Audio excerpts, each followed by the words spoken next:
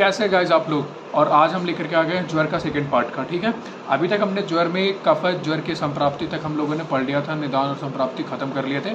अभी हम लोग जो बात करने जा रहे हैं वो है द्वंद्वज और सन्निपात ज्वर के निदान के बारे में, और पूरा चैप्टर आज हम ज्वर की इसमें करेंगे, डन करेंगे।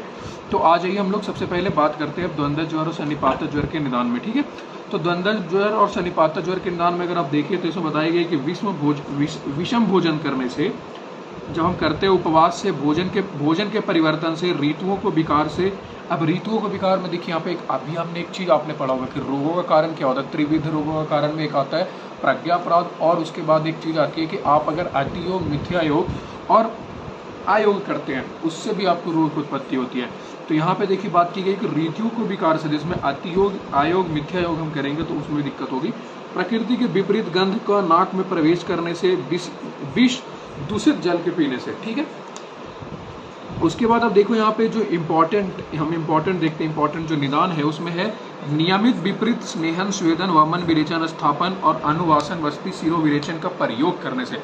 मतलब पंचकर्म अगर हम किसी को करवाते हैं, अगर हमने उसको नियमित तरीके से नहीं करवाएं, स्नेहन, स्वेदन, वमन, विरेचन, स्थापन, वस्ती और निरोह वस्ती, और नस्य अगर हमने किसी को सही से नहीं करवाएं, उसमें अगर किसी भी तरीका का त्रुटि अगर हमारे द्वारा, चिकित्सा के द्वारा या चिकित्सक के द्वारा किसी भी तरीका का प्रॉब्लम हो गया, या फिर जो रोगी है उसने नहीं किया सही से, जो फॉलो अप उसको बताई गई थी, अगर उसने नहीं किया तो उससे भी द्वंद्वज और सन्निपात ज्वर होते हैं। उसके बाद अब देखिए यहाँ पे लिखा है स्त्रियों में उचित रूप से प्रसव के न होने से। मतलब कि स्त्रियों में मेंस्ट्रुअल साइकिल आती है, मेंस्ट्रुअल साइकिल जिनका डिस्टर्ब हो रहा है, मेंस्ट्रुअल साइकिल जिनमें डिस्टर्बेंस बहुत ज़्यादा दिखने को मिल रही है, अगर उनके अंदर ये चीज़ें हैं तो उनसे भी ज्वर उत्पन्न होगा। ठीक है, उसके बाद यहाँ बता रही है कि प्रसव के बाद अनुचित आहार विहार के सेवन करने से। मतलब कि मेंस्ट्रुअल साइकिल जब चल रही है उनकी, उसमें अगर उन्होंने उचित आहार विहार अगर उन्होंने सेवन नहीं किया, और अगर उसके अनुचित कर लेते हैं आहार विहार का सेवन, उससे भी निदान, उससे भी ज्वर उत्पन्न हो सकता है। ठीक है, तो ये सारे चीज़ों अगर हम देखते हैं तो इसमें हमें देखने को मिलता है। यहाँ पे देखिए बोला है कि निदान के अनुसार द्वंद्वज में से कोई एक या दो दोष। ठीक है, जैसे द्वंद्वज दोष की बात हो रही है, तो अब द्वंद्वज दोषों की अगर बात की जा रही है तो द्वंद्वज दोषों में क्या देखने को मिल सकता है आपको कि कफज वातज मिल सकता है, वातज पित्तज मिल सकता है। तो इस तरीका के दो दोष होंगे, या तीनों दोष के कुपित हो जाने से संसर्ग में भी जो सन्निपात ज्वर है उसमें भी उत्पत्ति होती है। ये बात की गई है किसमें, आपके पास द्वंद्वज और सन्निपात ज्वर के निदान में। ठीक है, अब हम देखते हैं यहाँ पे कि क्या हो सकता है इसमें, कि आप यहाँ पे देखिए अगला जो चरक ने जो बात की है, इसके बाद आचार्य चरक बात करते हैं आगंतुक ज्वर की, कि आगंतुक ज्वर क्या होता है। अभी हमने पढ़ लिया द्वंद्वज ज्वर और सन्निपात ज्वर, अब हम देखते हैं आगंतुक ज्वर को। ठीक है, आगंतुक ज्वर में अगर आप देखते हैं ध्यान से तो इसमें बात की गई है कि आगंतुक ज्वर क्यों होता है। इसका अगर हम देखते हैं तो उसमें लिखा हुआ है अभिघात, अभिसंग, अभिशाप और अभिचार। मतलब कि चार चीज़ यहाँ पे बताई गई है, अभिशाप, अभिसंग, अभिशाप, अभिचार और अभिघात। मतलब किसी भी प्रकार से इंसान को अगर चोट लग गया है, बॉडी में कहीं भी उसको बहुत ज़्यादा चोट लग गया है, तो वहाँ से भी ज्वर उत्पन्न हो सकता है। वो किस में आता है, आगंतुक ज्वर में। अभिसंग अर्थात कि हम बहुत ज़्यादा क्रोध कर लिए हैं, या हम बहुत ज़्यादा मोह में, शोक में। बहुत सारे लोगों को आप देखोगे कि वो बहुत ज़्यादा अगर गुस्सा कर लेते हैं, या बहुत ज़्यादा श्रम कर लेते हैं, या फिर बहुत ज़्यादा वो इंसान दुखी है, स्ट्रेस में चल रहा है, एंग्जाइटी हो रही है उसको, तो वहाँ भी जाकर के ज्वर उत्पन्न होता है। उसमें जो ज्वर उत्पन्न होता है उसको हम लोग बोलते हैं आगंतुक ज्वर। अब बोला है अभिचार। अभिचार में अगर आप एक चीज़ देखो यहाँ पे, तो यहाँ पे अभिचार में बताई गई है कि वैदिक एवं तांत्रिक मंत्रों द्वारा मोहन, उच्चाटन और क्रियाओं का प्रयोग से। अब आपने बहुत पहले एक बात बोली होगी कि देखिए अब हम आयुर्वेद पढ़ रहे हैं तो थोड़ा ये पुराने ख्यालात वाली चीज़ें यहाँ पे आ जाती है। तो अगर कोई भी आपके ऊपर जादू टोना अगर कर दिया हो मंत्र के उच्चारणों से और तांत्रिक तरीकों से, तो उससे भी आपको ज्वर उत्पन्न हो सकता है, और वो आगंतुक ज्वर में आती है। उसके बाद हमारे पास आता है अभिशाप। अभिशाप मतलब सिंपल है श्राप दे देना। ब्राह्मण जो बहुत पहले ऋषि मुनि होते थे, श्राप दे देते किसी को, उससे भी ज्वर उत्पन्न होता है। तो यहाँ पे जिक्र किनका किया गया है, ब्राह्मण का, गुरु का, वृद्ध का, सिद्ध का, अति दीन तथा अधिक सताए हुए अंतरात्मा से निकली हुई किसी भी तरीके की बात अगर उन्होंने आपको एक श्राप दे दिया ये लोग, तो भी आपको ज्वर उत्पत्ति हो सकती है, और ये ज्वर आती है आगंतुक ज्वर के अंदर। अब हम बढ़ते हैं यहाँ पे, देखिए नीचे एक उसके नीचे चलते हैं। इसमें लिखा है कि इनमें से अभिघात ज्वर से दुष्ट रक्त में आश्रित वायु से अभिसंग वात पित्त के संसर्ग से अभिचार ज्वर और अभिशाप ज्वर सन्निपात से होता है। अब यहाँ पे बात की गई है कि अभिशाप ज्वर जो है वो सन्निपात ज्वर बताई गई यहाँ पे कि उसमें होगा, और अभिसंग में वात पित्त का संसर्ग हो रहा होगा, और अभिघातक ज्वर में जब किसी को घात लगती है तो उनका रक्त धातु दुष्टि हो जाता है और उसके कारण वात वृद्धि हो जाने के कारण यहाँ पे बोले कि आश्रित वायु से, अब की रक्त दुष्टि में आश्रित वायु से जाकर के उनकी अग्नि को मंद करेगा और ज्वर उत्पत्ति होगी। ये बात बताई गई है इसमें कि आगंतु ज्वर में होता है। अब हम एक चीज देखते हैं, आचार्य चरक ने यहाँ पे डिफरेंस बता रखे हैं कि what is the difference between नीज एंड आगंतु ज्वर। तो बताई गई कि नीज ज्वर जो है उसमें क्या है, देखिए नीच मतलब क्या है कि नीच मतलब दोष इन्वॉल्व होंगे उसमें, ठीक है।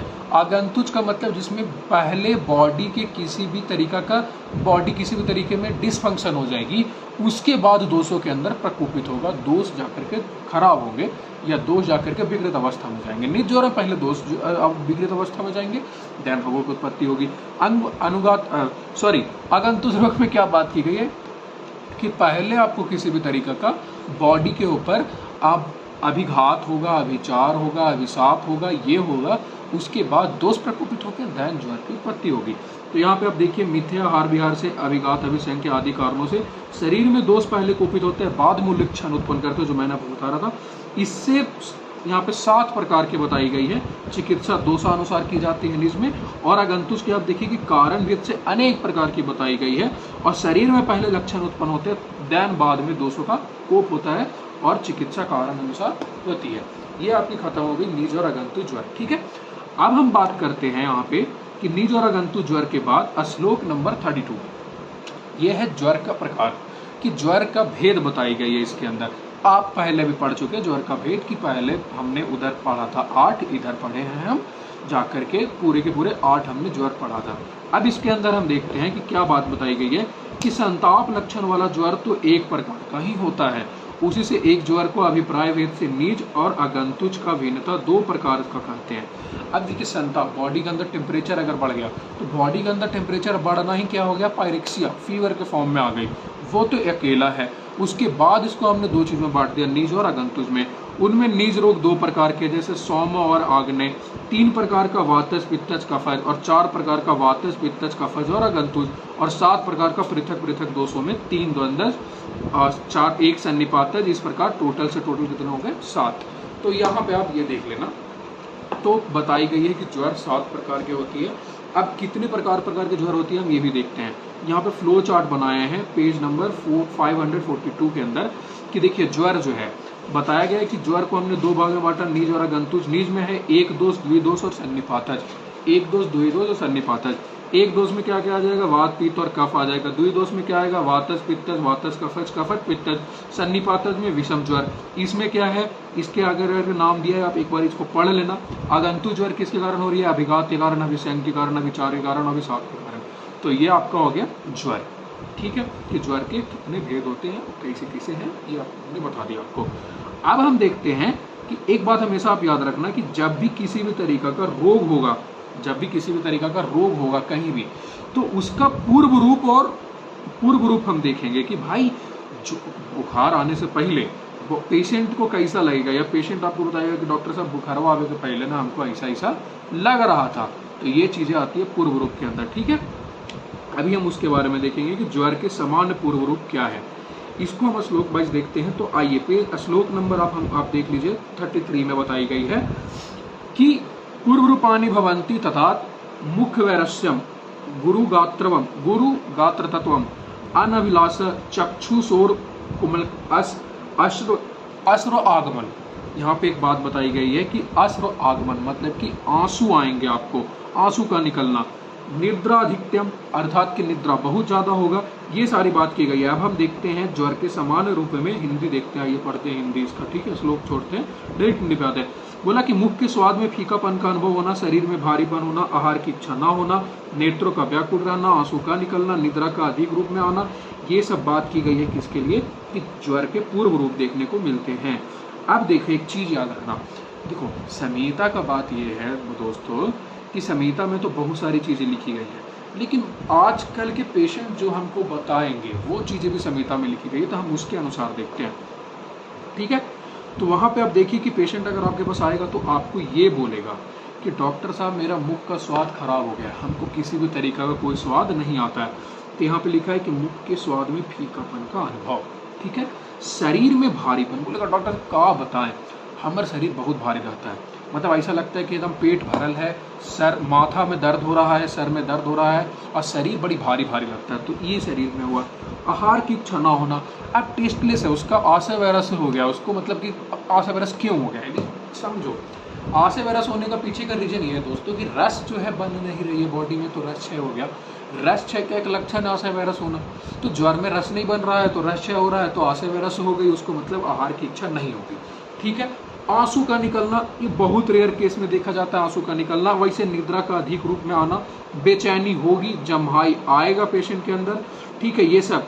अब बता दें थकावट, चक्कर, प्रलाप, निद्रा का ना आना, दांत की हर्ष, तो ये सारी चीज़ें। थकावट, पेशेंट बोलेगा कि डॉक्टर साहब हम बहुत टायर्ड महसूस करते हैं, उनको बहुत थकान होता है और कभी कभी क्या बताएं बुखार जब आवे के पहले बहुत चक्कर आ जाता है हमको। तो ये सब चीज़ आपको पेशेंट बताएगा कि आपको बुखार आने से पहले दिखता है बॉडी में। भोजन का अच्छा नहीं लगना, अन्न का ना पचना, बोल रहा है कि शब्द, शीत, वात, धूप इनका सहन ना करना। जैसे रसक्षय का लक्षण क्या था, रसक्षय के लक्षण में था शब्द सहिष्णुता, मतलब किसी भी तरीका का उसको शब्द को नहीं सहने के लिए तैयार होता था, बोल तो नहीं सहेगा। तो ये चीज़ें थी, ठीक है। अब यहाँ पे बात की गई है आलस्य होना, ठीक है, आलस्यता उत्पन्न हो जाती है पेशेंट को, ठीक है, ये सारी चीज़ें, ठीक, ये सारी चीज़ें पूर्व रूप के अंदर देखने को मिलता है। अब यहाँ पे देखिए कि जो हमको पेशेंट के अंदर, तो ये सारी चीज़ें आपको देखने को मिल गया, ठीक है। अब हम देखते हैं कि क्या खाने को मन करेगा, क्या पीने को मन करता है उसको। तो यहाँ पे आप साफ साफ देख रहे होंगे, यहाँ पे स्वादु भोजन से द्वेष रखना, ठीक है, खट्टा, नमकीन एवं कटु वस्तुओं से प्रेम रखना। खट्टा वस्तु खाने का मन करेगा, नमकीन खाने का मन करेगा, कटु वस्तुओं से प्रेम रखेगा। ये सब ज्वर के पूर्व रूप है, ठीक है। यह पूर्व रूप संताप से पहले होते हैं और संताप से पीड़ित होने पर भी होते हैं। चरक ने, आचार्य चरक ने दोनों बात बताई कि पूर्व रूप में ये सब दिखेगा तो दिखेगा ही, साथ साथ जब पेशेंट ज्वर में होगा तब भी उसको ये सारे लक्षण उसके बॉडी के अंदर दिखेंगे, ठीक है। चलिए, तो हमारा पूर्व रूप समाप्त हुआ। अब हम डायरेक्ट बात करते हैं यहाँ पे पूर्व रूप के बाद कि एक चीज देखिए ज्वर की। अब मैं बताता हूँ ज्वर की महत्ता, मैं इसलिए इसको नहीं पढ़ा रहा हूँ, शिव जी के बारे में इसमें बात की गई है, उस पर मैं बात नहीं करना चाहता हूँ। हम डायरेक्ट पेशेंट टू पेशेंट देखते हैं, तो हम ये चीज़ नहीं पढ़ेंगे। हम डायरेक्ट जो पढ़ेंगे वो पढ़ेंगे श्लोक नंबर 36, ठीक है। अब श्लोक नंबर 36 क्या बोल रही होती है उसमें हम देखते हैं, ठीक है। तो श्लोक नंबर 36 में चिकित्सा सूत्र के बारे में बात किया गया है, ठीक है। चिकित्सा सूत्र के हम बारे में बात की गई है श्लोक नंबर 36 में, हम ये देखते हैं। तो बोला है ज्वर के पूर्व रूप में हल्का भोजन करवाएं। अब दोस्तों एक चीज़ देखना, आप ना एक चीज़ हमेशा इस बात पे गौर करना कि कल के गए हम सब डॉक्टर बन रहे हैं और हम जो हमारे पास पेशेंट आएगा ज्वर का, तो हम क्या देखते हैं और क्या उसको हम सलाह देते हैं। जब पूर्व रूप उसका इस तरीके से होगा तो हम सबसे पहले सलाह क्या देंगे। तो आचार्य चरक ने पहले बताया, देखिए हमारा आयुर्वेद का प्रयोजन है स्वस्थ स्वास्थ्य रक्षण मथुर से विकार प्रशमन, मतलब स्वस्थ व्यक्ति के स्वास्थ्य की रक्षा करना, आतुर व्यक्ति की विकारों का प्रशमन करवाना है। तो अगर हमारे पास पेशेंट पहले से आ गया या हमको दिख जा रहा है, हम आयुर्वेद पढ़ रहे हैं और मानते पेशेंट आयुर्वेद तो नहीं पढ़ता होगा, तो लेकिन बात की बात है, लेकिन हम आयुर्वेद पढ़ते हैं, तो हमको अगर इस तरीके की कभी चीज़ें दिख जाए और पेशेंट के अंदर, पेशेंट को मानो किसी और तरीका का बीमारी हो और वो बता रहा है इस बीमारी में भी ऐसा ऐसा हो रहा है, तो आपको समझ में आएगा हो सकता है इसको ज्वर होगा।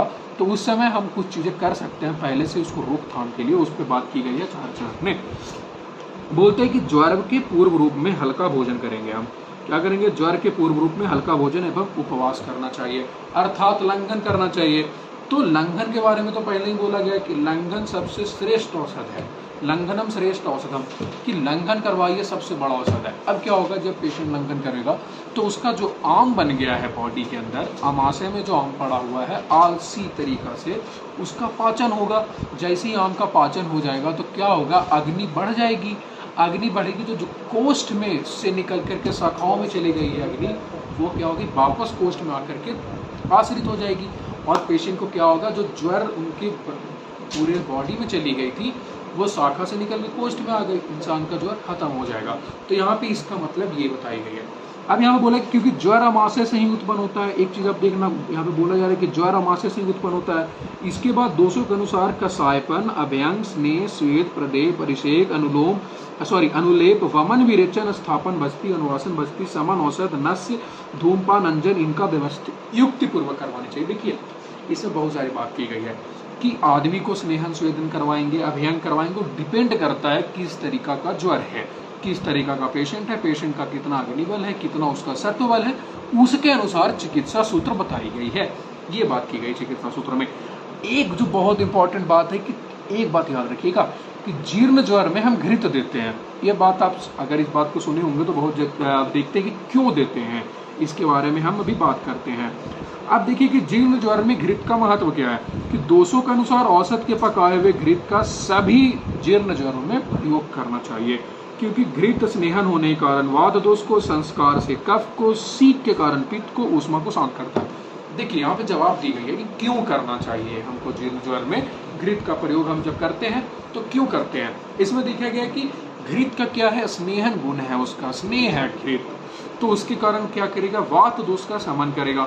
और ऊपर से हमने घृत किसके साथ, औषधों के साथ दिए हैं, तो हमने संस्कार कर दिया है। संस्कारस्य अनुवर्तनात्, अर्थात कि हम किसी चीज का अगर संस्कार करते हैं उसको अणुओं में, उसके एटम्स के अंदर, उसके मॉलिक्यूल्स के अंदर उसका जो गुण है वो चला जाता है और वो चेंज हो जाता है। तो संस्कार से क्या हो जाएगा, कफ का शमन हो जाएगा, और शीत होने के कारण पित्त और ऊष्मा का शमन होगा। यहाँ पे इस बात की गई है। इसलिए जैसे अग्नि से जले हुए द्रव्यों को जल सेचन से लाभ होता है, वैसे ही जीर्ण ज्वर में घृत से लाभ होता है। बताया जा रहा है कि जैसे जले हुए द्रव्य अगर रख दिए गए, उसमें हम पानी डाल देंगे, अग्नि बुझ जाएगी और वो द्रव्य बचा हुआ रहेगा तो बच जाएगा, अग्नि बुझ जाएगी। उसी अनुसार जीर्ण ज्वर में घृत का प्रयोग करते हैं। ठीक है, यहाँ पे बात खत्म हो गई। अब हम पढ़ते हैं श्लोक नंबर 39 और 40। इसमें देखिए आप 40 के बारे में, 39 और 40 श्लोक में है कि घृत और स्नेह होने के कारण वात को शांत करता है, शीत वीर से पित्त को नष्ट करता है, तुल्य गुण से कफ को और संस्कार के द्वारा नष्ट करता है। जैसे घृत संस्कार का अनुवर्तन करता है, जैसे जो मैंने अभी आपको श्लोक बताया कि संस्कारस्य अनुवर्तनात्, देखिए यहाँ पे लिखा हुआ है संस्कारस्य अनुवर्तते। ठीक है, वैसे भी स्नेह संस्कार का अनुवर्तन नहीं करता है, अतः सभी स्नेहों में घृत का उत्तम माना गया है। आपने पढ़ा होगा कि स्नेहों में उत्तम कौन है, घृत है। ठीक है, ये बात हमने देख ली। ये हुआ आपका यहाँ पे पूरा का पूरा ज्वर समाप्त। ठीक है, अब आपको जो भी डाउट होता है ज्वर में, हमने पार्ट 1 पार्ट 2 करके 2 वीडियो डाल दिए आपके पास, तो जो भी आपको डाउट होता है कृपया करके आप कमेंट बॉक्स